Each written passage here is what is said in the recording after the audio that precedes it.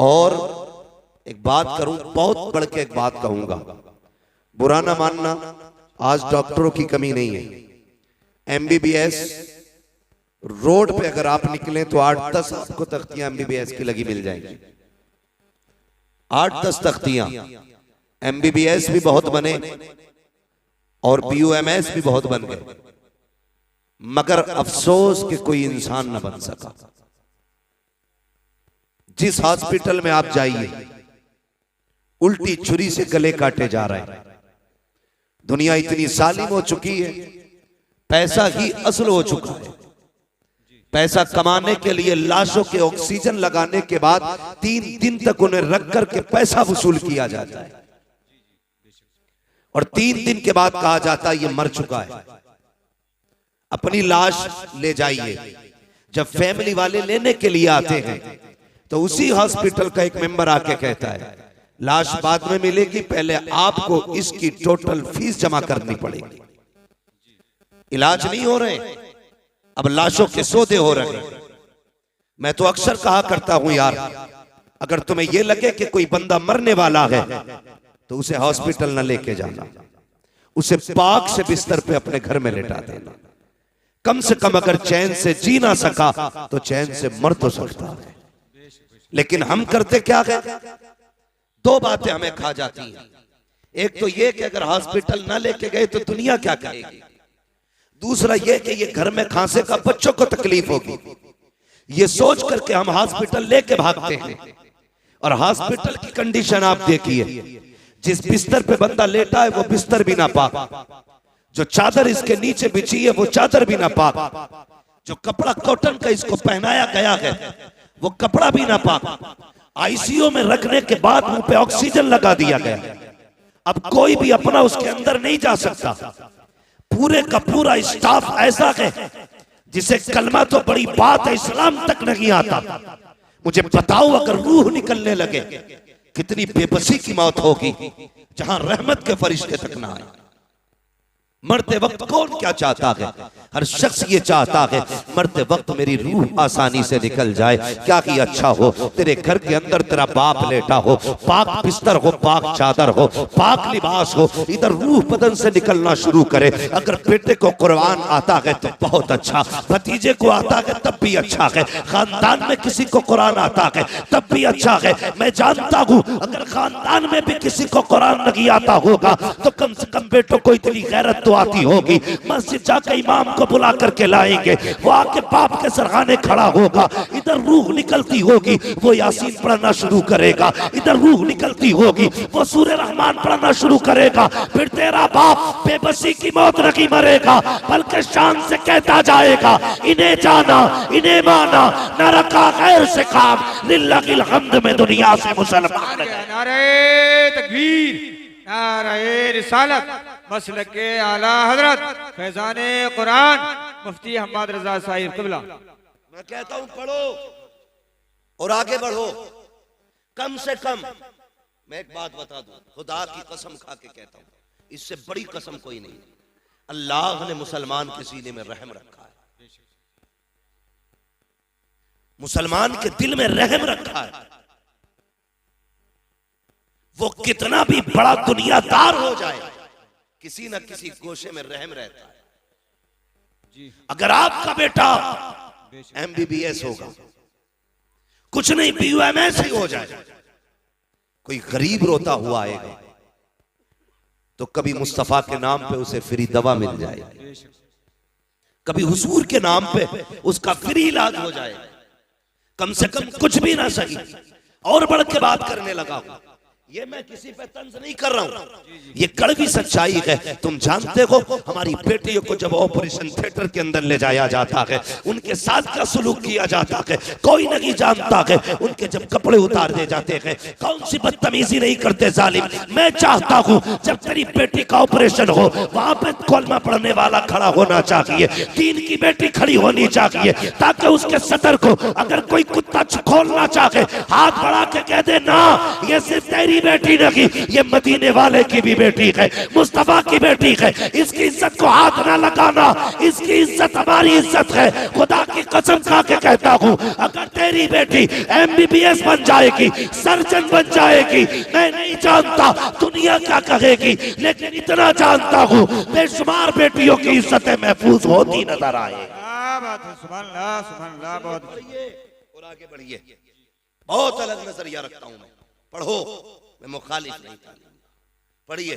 हमारे पास क्या नहीं है कमेटी वालों, अल्लाह आपको सलामत रखे। सिर्फ जलसा ना करना, सिर्फ उर्स ना करना, अल्लाह तौफीक दे तो पूरा साल हुजूर की उम्मत की खिदमत भी करनी है। करेंगे इंशाअल्लाह, सारे वादा करो इंशाअल्लाह। हाँ, ये वादा करो उम्मत की भी खिदमत करनी है। और अरबाब मिंबर की बस दुआएं चाहिए।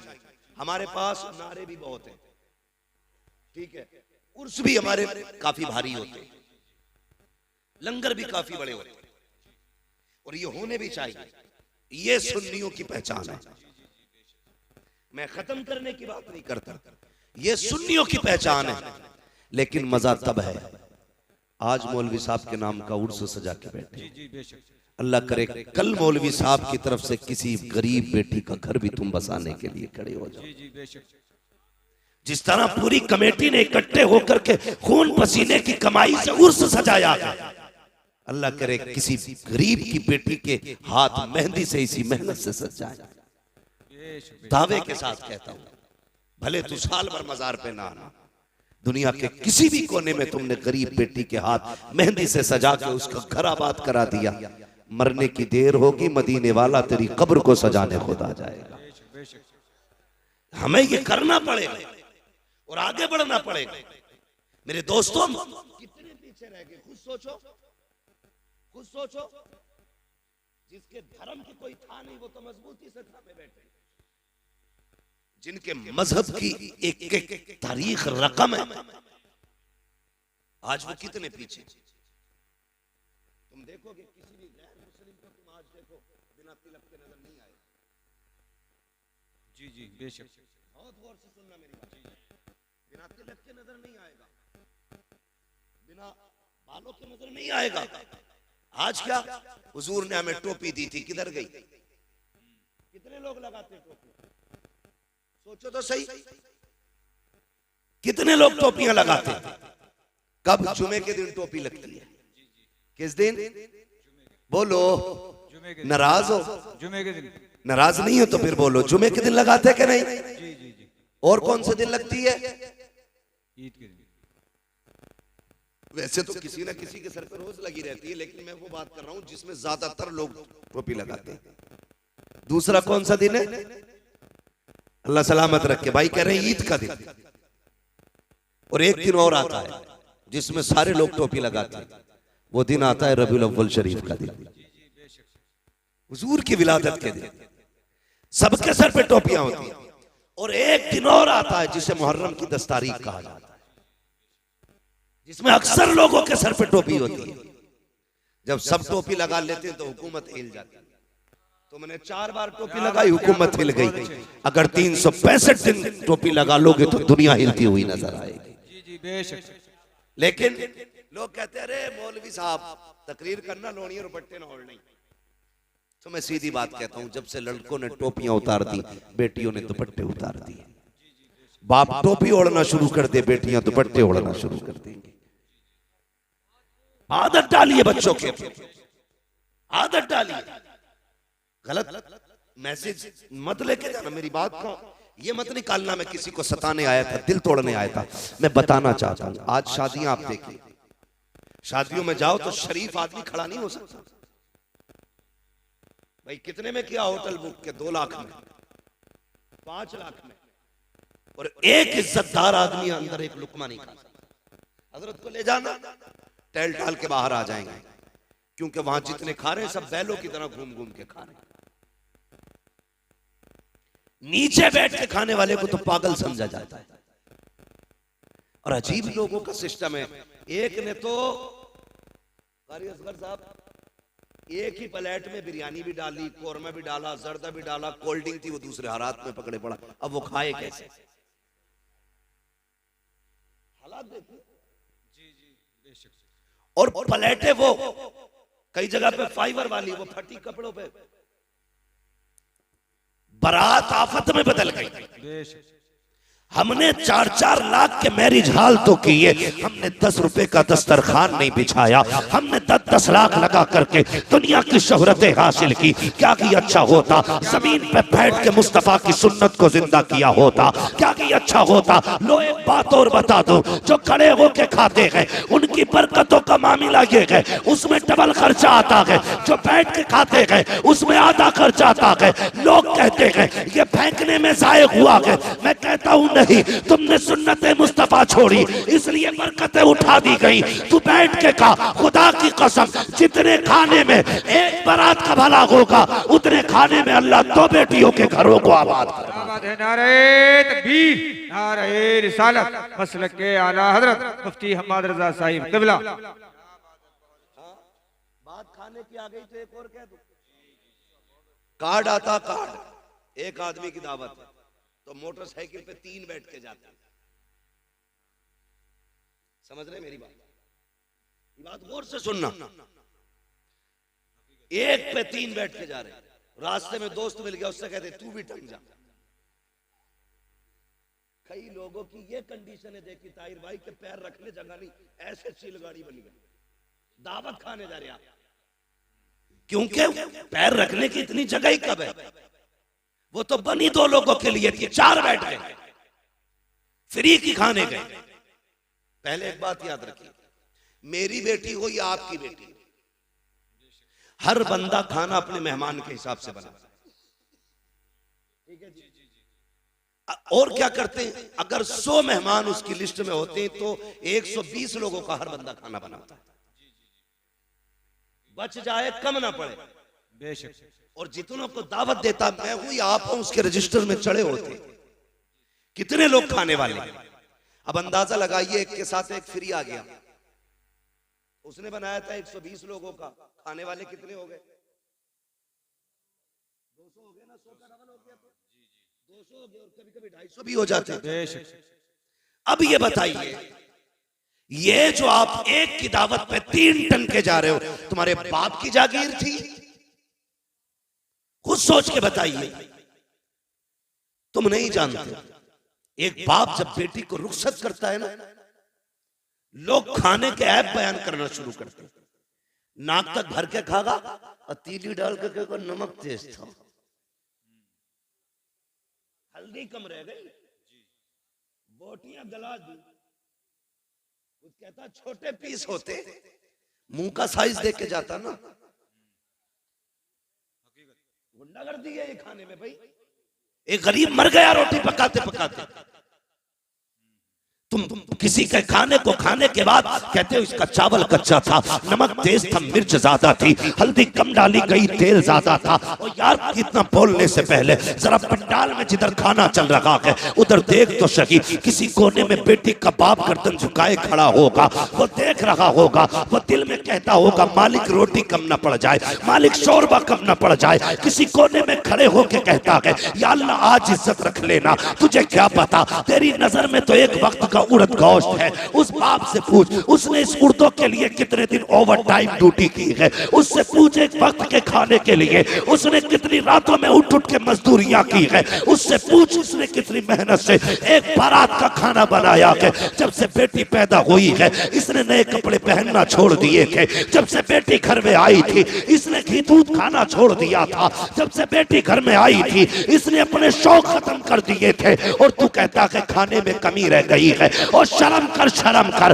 अगर खाने में कमी थी भी तो ना कहता कमी है। अगर कोई पूछता कैसा है कह देता खुदा का शुक्र है बड़ा अच्छा खाना बना है। तेरा इतना कह देने से तेरे पेट में दर्द नहीं होता, लेकिन इतना जानता हूं अगर तू खाने की तारीफ करता जमीन पर गरीब राजी हो जाता, अर्शों पे खुदा की रहमतें राजी हो। क्या बात है, सुभान अल्लाह, सुभान अल्लाह, बहुत अच्छी, बहुत खूब। पहली बात तो ये करनी है भाई, जितनों की दावत है इतनी जाएंगे, समझ गए? बोलो इंशाल्लाह। हाँ, जितनों की दावत है उतने ही जाएंगे। और मैं तो कहता हूं अगर तुम्हें पता चले ना कोई बेटी को रुखसत कर रहा है और उसने अपनी इज्जत बचाने के लिए लोगों को दावत दी है खाने की। तुम्हारी खुराक 2 रोटी है ना, 1 रोटी अपने घर खा के जा, 1 रोटी बेटी वाले के दस्तरखान पे खा, 1 रोटी बचा दे। खुदा की कसम, अगर तेरी छोड़ी हुई 1 रोटी से गरीब की इज्जत बच गई, अल्लाह कयामत में तेरी इज्जत की हिफाजत फरमाएगा। हाँ, ये बहुत छोटी छोटी बातें हैं, लेकिन ये जन्नत में ले जाने वाली बात। लोगों की इज्जत का ख्याल रखा करो, मान रखा करो लोगों की इज्जत का। अल्लाह आपको सलामत रखे। कोशिश ये करनी है, हमें सिर्फ जलसा नहीं कराना है, हमें हुजूर के दीन की भी मदद करनी है, हमें इस्लाम की बेटियों की भी मदद करनी है। और एक बात जिम्मेदारी के साथ कहना चाहता हूं, जो जरूरी बात है वही कहने के लिए आया हूं। कोशिश ये करें, मैंने भी मस्जिद देखी, अल्लाह सलामत रखे उन लोगों को जिन्होंने मस्जिदों को अपने घर से ज्यादा खूबसूरत बनाया है। और इतनी गुजारिश हो रही है, जैसे तुमने पत्थर से मस्जिद को सजाया है ना, वैसे सजदे से भी मस्जिद को सजा लेना। जिस खूबसूरती से तुमने मस्जिद बनाई है ना, उसी खूबसूरती से तुम जाकर सफों में भी बैठना। अल्लाह सबका दिल मस्जिद में लगाए, सबको 5 वक्ता नमाजी बनाए। बड़ी प्यारी मस्जिद है, और लग रहा था कि हाँ किसी जगह पे बैठे। मगर मेरा एक मशवरा और है, इस वक्त सबसे ज्यादा जरूरी है हमारी खानकाहों, हमारे मदरसों, हमारी मस्जिदों के साथ साथ हमारे अपने स्कूल भी होने चाहिए। जी जी बेशक, हमारे अपने, समझ गए ना मेरी बात, स्कूल जहां हिंदी इंग्लिश पढ़ाई जाती है, स्कूल, समझ गए ना। खानकाहों के साथ साथ हमारे अपने स्कूल भी होने चाहिए। इस वक्त तो हमें मुस्लिम कहां खड़ी है, एक ऐसे दोरागे पे कौम मुस्लिम खड़ी है कि तबाही के अलावा कोई रास्ता नहीं। या तो आप अपनी बेटी को जाहिल रखिए, और या फिर आप बेटी से हाथ धो बैठिए। बस 2 रास्ते हैं तुम्हारे पास। समझ रहे मैं क्या कहना चाह रहा हूं? या तो जाहिल रखिए आप बेटी को, अगर बेटी को बचाना चाहते हो तो जाहिल रखिए, और पढ़ाओगे तो खो बैठोगे। इसकी वजह यह है कि हमारे अपने स्कूल नहीं है, हमारे अपने कॉलेज नहीं है। लोग कहते नहीं नहीं कोई बात नहीं है, बेटी पे पूरा एतमाद है। मैं बेटियों तक एक बात पहुंचाना चाहूंगा, खुदा की कसम सुनो, दुनिया में जो तुम्हारा बाप तुमसे प्यार कर सकता है, वो तुमसे कोई प्यार नहीं कर सकता। बेशक बेशक। लेकिन कमी क्या की हमने अपनी बच्चियों को स्कूल नहीं दिए। वो ट्यूशन पढ़ने जाती हैं, वो स्कूल पढ़ने के लिए जाती हैं। ट्यूशन के नाम पे क्या होता है आप सोच भी नहीं सकते। इस्लाम दुश्मन ताकत है, पूरी प्लानिंग के साथ खड़ी है। तेरी बेटी को घर से कदम निकालने की देर है। मैं नहीं कहता तेरी बेटी गलत है, लेकिन उसे बिगाड़ने में ज्यादा देर नहीं लगती है, इसलिए कि इस्लाम के दुश्मन पैसे भी लिए खड़े हैं, ऐश के सामान भी लिए खड़े हैं, पूरी मदद भी उनके साथ है। जो लड़कियां चाहती हैं वो हो जाता है, इसलिए कि पावर ताकत उनके साथ है। क्या कर सकते हो तुम? कुछ नहीं कर सकते। तुम्हें बताऊं, दिल रोया जब मैंने एक वीडियो के अंदर देखा, हमारी बेटियां ट्यूशन पढ़ने गई तो वहां के पढ़ाने वाले उनके साथ बदतमीजियां कर रहे हैं। उनको 2 लड़कों के बीच में बैठाया जाता है, 2 लड़कों के बीच में एक लड़की बैठी होती है। हम ये सोचते हैं बेटी पढ़ने गई है, अरे मती मारी गई है हमारी, हम किस जगह पे चलने लगे हैं? आंखें बंद करके बैठे हो। कल जब बेटी चली जाती है, सोनू मोनू के साथ सोती है, फिर सर पीट के रह जाते हो। कैसे पलट के आएगी? गई हुई इज्जत कभी आया नहीं करती, जाने वाली आबरू कभी लौट के नहीं आती है। जैसे कबान से निकला तीर कभी वापस नहीं आता, जबान से निकली बात कभी वापस नहीं आती है, घर से निकली इज्जत कभी वापस नहीं आया करती है। जब बेटियां बेआबरू हो जाती है, कितना तड़प लो, कुछ नहीं होगा। अगर इज्जतें चाहते हो, अपने स्कूल बनाओ, अपने कॉलेजेस बनाओ, उनको तालीम दो और दुनिया को बता दो हम करबला वाले हुसैन के मानने वाले हैं। खानकाहे भी हम बनाएंगे, स्कूल भी हम बनाएंगे। नारे तकबीर, नारे रिसालत। मसलक के आला हजरत फैजान हुजूर ताजुल शरिया रज़वियों की तकरीर, नबी के दुश्मनों की फूट गई तकदीर। समझ रहे मेरी बात? ये भी कोशिश करो खान साहबो, तुम्हारे अपने स्कूल होने चाहिए और फख्र से कहो हमारा अपना स्कूल है। क्या इनके नकाब नहीं उतारे गए स्कूलों में? दुनिया गूंगी बनी रही, मुझसे बर्दाश्त नहीं होता। मौत एक बार आनी है, एक बार मरना है। और याद रखिएगा किसी ना किसी को तो कुर्बान होना पड़ेगा, किसी ना किसी को तो मरना पड़ेगा। मेरी बात सुने, हमारी बेटियों के नकाब उतारे गए स्कूल में एंट्री से पहले, ड्रेस के नाम पे उनके कपड़े उतार दिए गए। तुम्हारे अपने स्कूल होंगे, किसी की मां ने दूध नहीं पिलाया है, किसी की बेटे की कोई जूती उतार सके, कपड़े तो बड़ी बात। अपने स्कूल बनाओ, शौक कम करो, होटलों में नाश्ते कम करो, इस पैसे को बच्चों के मुस्तकबिल पे लगाओ। मुजफ्फरपुर के अंदर एक बच्चे को पिटवाया जाता है, ये मुस्लिम है। हमने थोड़ी देर बैठ के मोबाइल में देखा और ये कब बुरा हुआ। तुमने क्या किया कौम के लिए? अगर ये बुरा हुआ तो क्या दिया तुमने? दिल रोता है। मैं सुन्नी हूं, मुझे वहां भी कोई ना समझे जी, मगर तकलीफ होती है।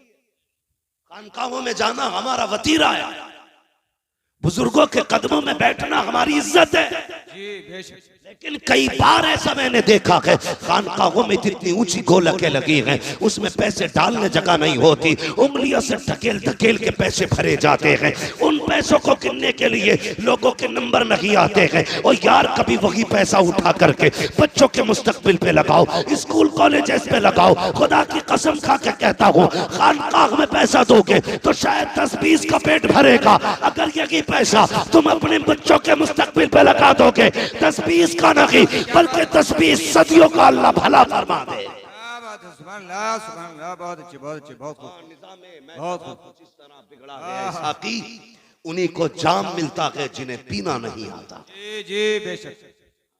उन्हीं को जाम मिलता है जिन्हें पीना नहीं आता। माशाअल्लाह। मेरी बात सुने, कई गलत नहीं है, कारी बाकर साहब, कारी असगर अली साहब, ये उलमा मदरसे से जुड़े लोग जानते हैं, तनख्वाहों को कई कई महीने हो जाते हैं। इमाम की तनख्वाह कितनी रहती है मस्जिदों में? 10,000 12,000 है, इतनी तनख्वाहें रहती है। उसमें भी क्या होता, अगले महीने ले लियो, मारी जा रही है क्या तनख्वाह तुम्हारी? हम भाग रहे हैं क्या? कुछ सोचो। ये 12,000 की तनख्वाह देने में पूरी कौम ऐसी बातें करती है। पहली बात तो ये कहूं, जब वक्त हो जाया करे तनख्वाह एक दिन पहले ही दे दिया करो। जिस तरह तुम्हारे बच्चे होते हैं उसी तरह इमाम के भी बच्चे। कोई ये ना समझे इमाम साहब बुलवा रहे हैं मुझसे, पहले सुन लीजिए, कभी पता चले अगले दिन दोनों इमामों की छुट्टी कर दो। वो नहीं है। ये सारी बातें मैं अपने दिमाग से और अपनी जरूरत के पेश नजर ये बात कर रहा हूं, जिसकी मैं जरूरत महसूस करता हूं। हाँ, इमामों की तनख्वाहें बेचारों की 6-6 महीने लेट है। उनके भी बच्चे हैं, वो भी बीमार होते हैं, उनकी भी दवाइयां हैं, उनके भी शौक हैं। लोग कहते हैं दिल नहीं लग रहा नमाज में, लगेगा कहां से, तनख्वाह तूने दी नहीं। उसके घर आ गई है भतीजे की शादी, बीवी ने कहा इमाम साहब की सूट तो जरूर बनेगा।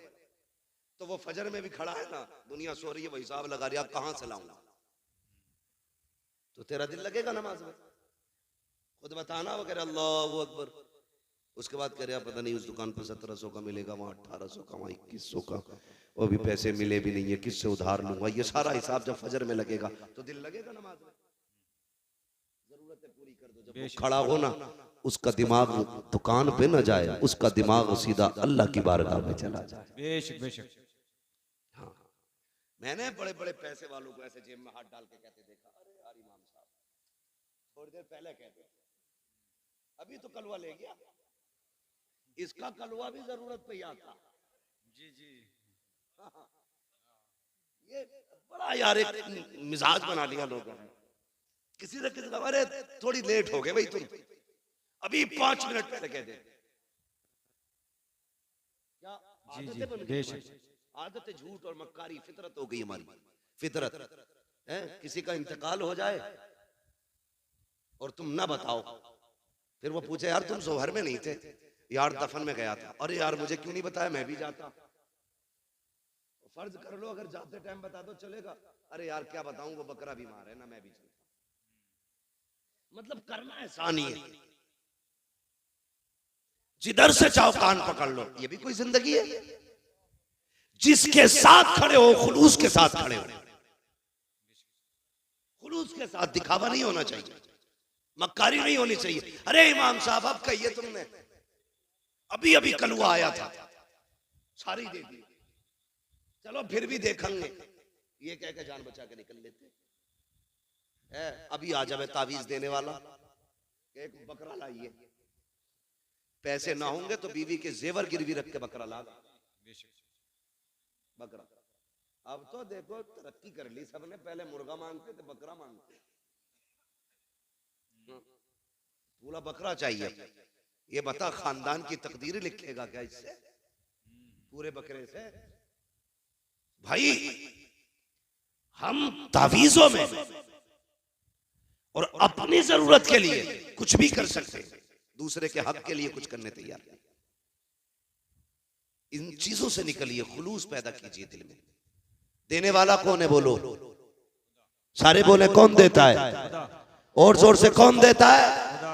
जरूरतें कौन पूरी करता है? अल्लाह करता है ना। उसकी रजा के लिए तू दूसरों के काम चला, वो तेरे काम चलाना शुरू कर दे। हाँ, जब तक तुम अपनी तदबीर, हिसाब लगा रहे 100 रुपए बचा लू भाई, कल इससे कोरमा बनना है, कीमा लाऊंगा 100 रुपए का, मुंह पे हाथ मार के खाऊंगा। लाया खरीद के, पक भी गया, अल्लाह ने पेट खराब कर दिया।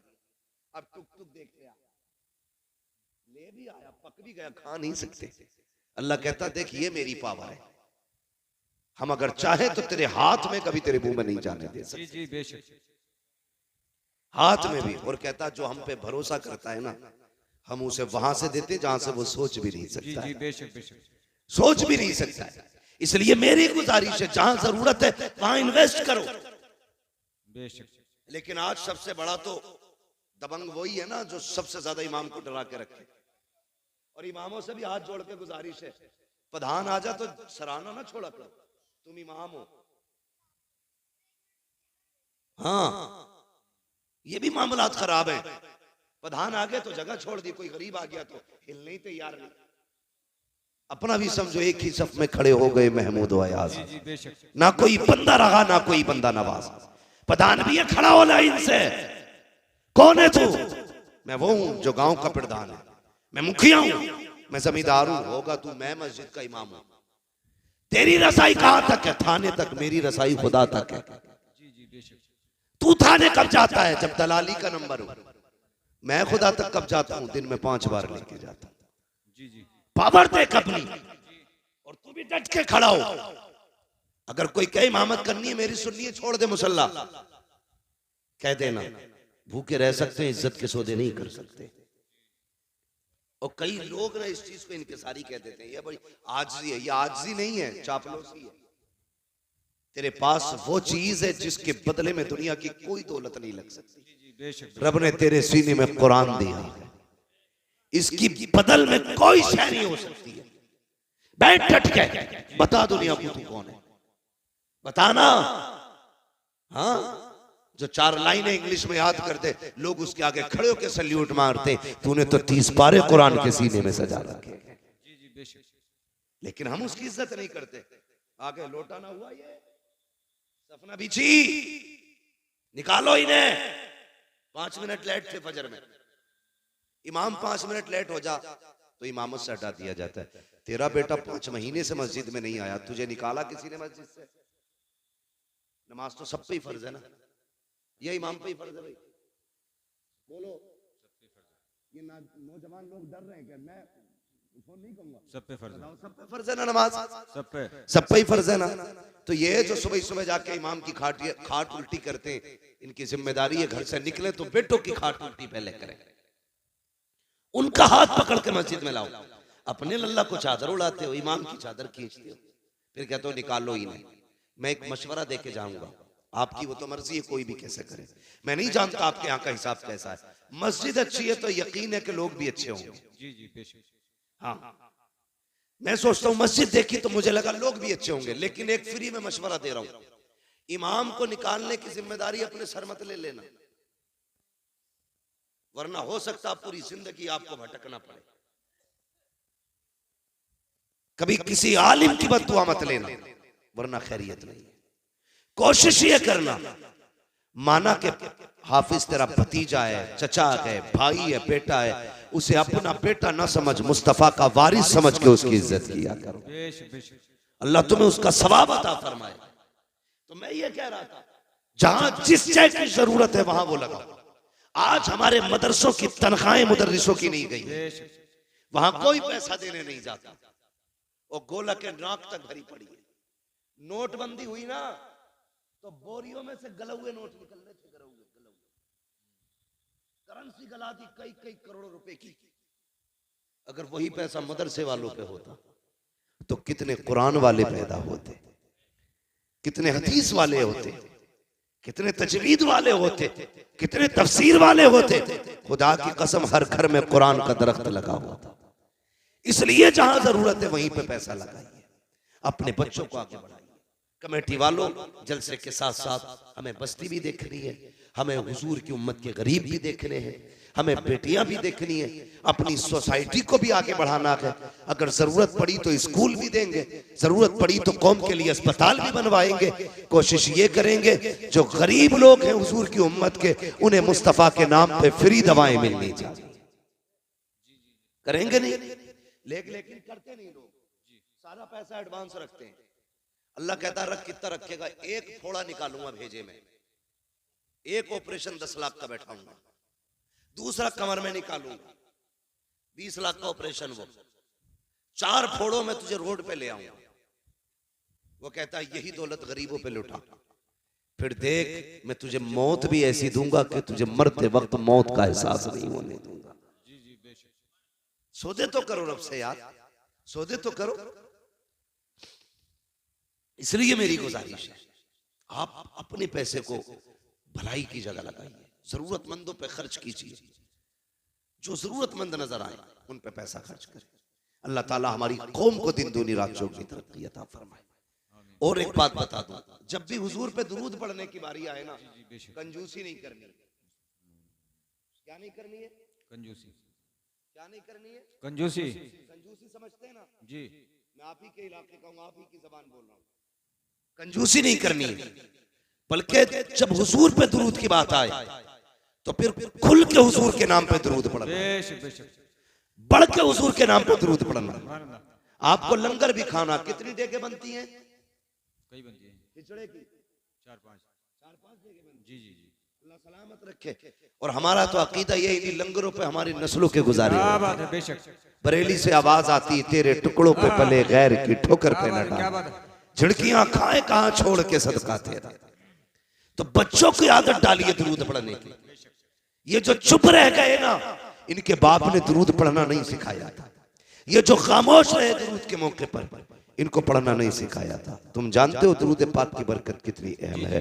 कभी सोच भी लिया करो, अपने बच्चों को दुरूद का आदी बनाओ। अगर बच्चा स्कूल जाए, ड्रेस में देर होती है, माँ कहती ले बेटे ये रहा मोबाइल, थोड़ी देर गेम खेल, अभी नाश्ता बना के लाती हूँ, अभी पराठा बना के लाती हूँ, अभी ड्रेस उठा के लाती हूँ, अभी तेरे जूते लेके आ रखी हूँ। बच्चों के हाथ में मोबाइल दे के जाते हो। अपने बच्चों से कहो बेटे नाश्ते में 10 मिनट लगेंगे, 10 मिनट तक मुस्तफा पे दुरूद पढ़ना शुरू कर दो। तुम्हारे बच्चे 10 मिनट दुरूद पढ़ेंगे। दावे के साथ कहता हूँ, ओ यार सुनो तो सही, रोज जब तुम्हारे बच्चे हुजूर पे 10 बार दुरूद पढ़ेंगे, किसी दिन तो हुजूर पूछेंगे ये किसका बेटा है जो रोज दुरूद पढ़ता है, ये किसका लाल है जो रोज मुझे सलाम भेजता है, ये किसका बेटा है जिसने मुझ पे दुरूद भेजा है। कोई कहेगा आरिफ का बेटा है, कोई कहेगा अक्ल का बेटा है, कोई कहेगा अब्दुल रऊफ का बेटा है, फरिश्ते कहेंगे अब्दुल रहमान का बेटा है। खुदा की कसम उनकी बारगाह में अगर तेरा नाम आ जाएगा, समझ लेना बेड़ा पार हो जाएगा। इसलिए आदि बनाओ बच्चों को। हम तो दुरूद से दूर हैं, सलाम से दूर हैं,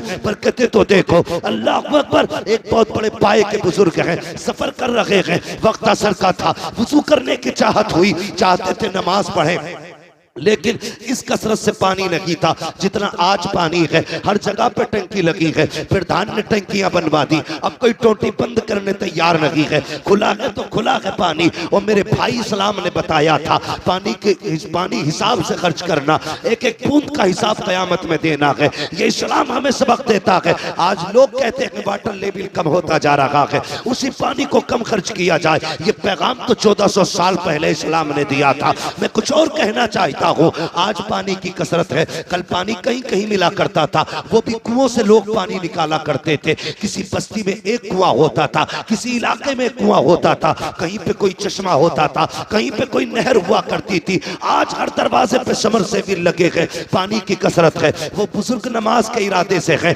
असर का वक्त है, सफर कर रहे हैं, सामने बस्ती नजर आई, सोचा यहाँ पानी मिल जाएगा। बस्ती के करीब आए, एक कुएं को पाया, सोचा वुजू करूं, नमाज पढ़ना है। जैसी गए क्या देखते हैं, पानी तो था, डोल और रस्सी नहीं थी। दाएं बाएं देखने लगे, हैरत में थे, क्या किया जाए, पानी कहां से लाया जाए। इतने में एक छोटी सी बच्ची छत से खड़ी थी, देख के कहती है, बाबा आपका कुर्ता बता रहा है, आपका मामा बता रहा है, आप कोई अल्लाह वाले हो, आप कोई आलिम दीन हो। हाँ बेटी, कहा क्यों परेशान हो। कब वुजू करना है, नमाज पढ़नी है। कब फिर देर किस बात की है। कब बेटी पानी कुएं में है और कुआं गहरा है, कोई रस्सी नहीं है, डोल नहीं है, पानी कैसे निकालूं। जब पानी निकलेगा तब वुजू होगा। बच्ची मुस्कुरा के कहती है, ताज्जुब है आपकी दानाई पर, आप अल्लाह के बंदे हो करके इतना हिसाब लगा रखे हो कि डोल रस्सी आएगी तब पानी निकलेगा। का फिर का ठहरिए। बच्ची करीब आई है, आने के बाद बच्ची ने कुएं की तरफ झांका और अपना थूक कुएं में डाला। जैसी थूका है, पानी किनारे पे आके रुक जाता है। कहती बाबा अब वुजू भी कर लीजिए, नमाज पढ़ लीजिए। उन बुजुर्ग ने पानी भरा, नमाज पढ़ी है। उसके बाद कहते हैं बेटी बता तो सकी, तेरी उम्र इतनी है, तूने कोई नमाज भी नहीं पढ़ी होगी, तुझ पे भी रोजे भी फर्ज नहीं हुए होंगे, तुझ पे अर्ज भी फर्ज नहीं होगा, लेकिन ये तो बता बेटी ये कमाल कहां से लेके आई है। तूने पानी में थूक दिया, पानी ऊपर आ जाता है। बच्ची ने कहा था बाबा जाइए, ये अंदर की बात है, राज में रहने दीजिए। कहा नहीं बेटी बता तो सकी, ये कौन सा अमल किया है तूने कि तेरे थूक में इतनी पावर है, पानी किनारे पे आ गया। बच्ची ने कहा सुनो बाबा, मेरी अम्मी जब रात हो जाती है मुझे 1000 दानों की तस्बीह देती है और उस वक्त तक सोने नहीं देती जब तक 1000 मर्तबा मैं हुजूर पे दुरूद नहीं पढ़ लेती हूँ। ये सजदों का कमाल लगी, ये मुस्तफा पे दुरूद पढ़ने के कमाल से पानी। क्या बात है। नारे तकबीर, नारे रिसालत, मसलके आला हजरत, नबी के गुलामों की शान, जन्नत के हैं मेहमान, मुफ्ती हम्माद रजा साहिब क़िबला। आदत डालो दुरूद पढ़ने की, अपने बच्चों को दुरूद पाक सिखाओ। सिखाएंगे इंशाल्लाह, सिखाएंगे इंशाल्लाह। खाली वक्तों में तस्बीह दे दिया करो और ये होड़ लगा दो, जो आज ज्यादा दुरूद पढ़ेगा उसे शाम को ये इनाम दिया। बेशक बेशक लगाओ ये बच्चों में से। जी जी जी। जिसके महीने में सबसे ज्यादा दुरूद होंगे उसे महीने के लेवल का इनाम दिया जाएगा। साल भर में जिसके ज्यादा दुरूद होंगे उस बच्चे को साल भर के हिसाब से सबसे बड़ा इनाम दिया जाएगा। चाल ये फिर देख मुस्तफा कितने मेहरबान होते। जी जी जी। कितने मेहरबान होते। लोग कहते हैं बड़ा जी चाहता है मदीना देखूं, तू दुरूद की आदत डाल ले, हुजूर मदीने से तेरे घर चल के आ जाए। करो ना ऐसे काम, आदत डालो, आदत डालिए, बच्चों को सिखाइएगा। और ये तहजीब ये बचपन से बच्चों को सिखाई जाती है, बचपन से सिखाई जाती है। आप गौर कीजिएगा। करबला जानते हैं ना, करबला कितने लोग जानते हैं? करबला का नाम कितने लोगों ने सुना है? सबने सुना, सबने सुना ना। जी जी। जिन्होंने हाथ उठाए, अल्लाह नजफ अशरफ के रास्ते सबको करबला शरीफ की हाजिरी नसीब फरमा दे। ठीक है जी, सारे लोग करबला को जानते। जी जी। आप पूरी करबला पढ़ डालिए, पूरी करबला। वहां लाशें भी थी, डर भी था, तन्हाइयां भी थी, जंगल था, दहशत थी, गम था, दर्द था, भूख थी, प्यास थी। कौन सा सितम ऐसा था जो करबला में ना था? किसी का एक बेटा मर जाए, लोग कहते हैं कमर टूट गई। सलाम करो सैयदा ज़ैनब को, जिसके सामने बेटों की लाशें भी थी, भतीजों की लाशें भी थी, सगे भाई की लाश भी जिसके सामने पड़ी थी, मगर सलाम ज़ैनब तेरी हिम्मत को। खुदा की कसम तूने अली की बेटी होने का हक अदा करके दिखाया। मैं कहना ये चाहता हूं, इस सब के बावजूद खेमे जले थे, अहले बैत अतार की दौलत लूटी गई थी, लेकिन कोई ये नहीं बता सकता किसी ने अहले बैत की बेटियों को बिना नकाब के किसी का चेहरा देख लिया। हर सितम अपनी जगह था, मुस्तफा की शरीयत अपनी जगह थी। जी जी बेशक बेशक। सैयदा ज़ैनब ने 13 मुहर्रम को सफर शुरू किया। जी जी जी। कितने को? 13। सारे बोले कितने को? 13 मुहर्रम। 13 मुहर्रम को करबला से चले, 27 रमजान को मदीना शरीफ पहुंचे। जोड़ के लगाओ हिसाब कितने बने? मेरे हिसाब से तकरीबन 9 महीने बनते। जी कितने महीने? 9। जोर से कितने? 9 महीने बनते। लेकिन इस 9 महीने के सफर में सैयदा ज़ैनब जब मदीना शरीफ पहुंची थी तो 72 कुरान मुकम्मल कर चुकी थी।